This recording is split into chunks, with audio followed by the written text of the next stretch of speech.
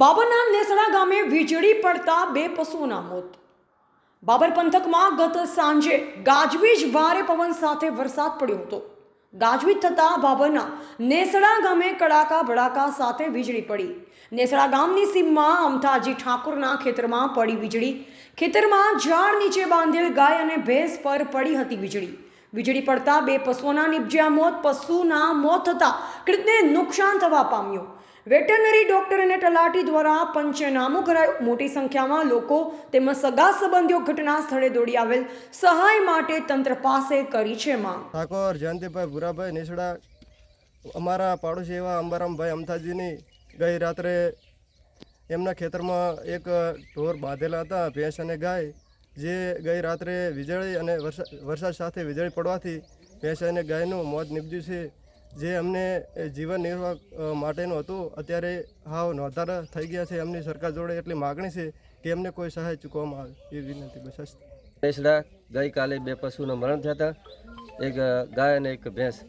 અમારા પાડોશી છે અંબારામભાઈ અમથાભાઈ, તેમના બે મરણ થયેલા છે, એમને કોઈ યોગ્ય વળતર ચૂકવવામાં આવે તેવી અમારી માગ છે। મારું નામ અમથાભાઈ દેહડાભાઈ છે।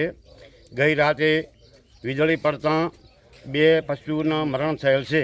અમને ટીમને મેં જાણ કરેલ છે, ટીમ અહીં આવેલ છે। કેટલું નુકસાન થયું છે? મારી બે હાથ જોડીને વિનંતી છે યોગ્ય સહાય મને મળે। કેટલું નુકસાન થયું છે આમ તમારા? એક ગાય અને એક ભેંસ મરેલ છે। ગામ નેસડા, તાલુકો બાબર। ગઈ રાત્રે 9 વાગ્યાના સુમારે જ્યારે વાવાઝોડું ને વરસાદ અહીંયા બહુ તોફાન હતું, તો ઠાકોર અમથાજી દેસડાજીને ત્યાં બે પશુઓ મૃત્યુ પામેલ છે। એમના ઝાડ નીચે પશુઓ ઊભા હતા, એક ગાય અને એક ભેંસ। તો આમ તો રાત્રે ને રાત્રે જાણ તલાટીશ્રીને જાણ કરી હતી અને ટીડીઓ સાહેબને પણ જાણ કરી હતી, અમારા ભાર્ગવભાઈને પણ જાણ કરી હતી મેં રાતે ને રાતે, અને અમને પણ મને ફોન આવ્યો હતો તો મેં જાણ કરી, અથવા ડૉક્ટરને પણ સવારે વહેલી જાણ કરી હતી। તો આપ યોગ્ય સહાય આપવા મારી એક નમ્ર વિનંતી છે કે એમના પશુ નિર્ભર ઘર, અને પશુ નિર્ભર જ્યારે મરતું હોય ત્યારે પોતાને ખૂબ દુઃખ લાગતું હોય છે, પણ હું સવારે વહેલો આવી અને અમને કીધું કે મેં ડૉક્ટરને બોલાવું અને તંત્રને જાણ કરેલી છે।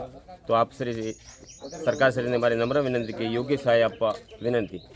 અહેવાલ ગોપાલ પૂજારા, સંબંધ ભારત ન્યૂઝ, બાબર, બનાસકાંઠા।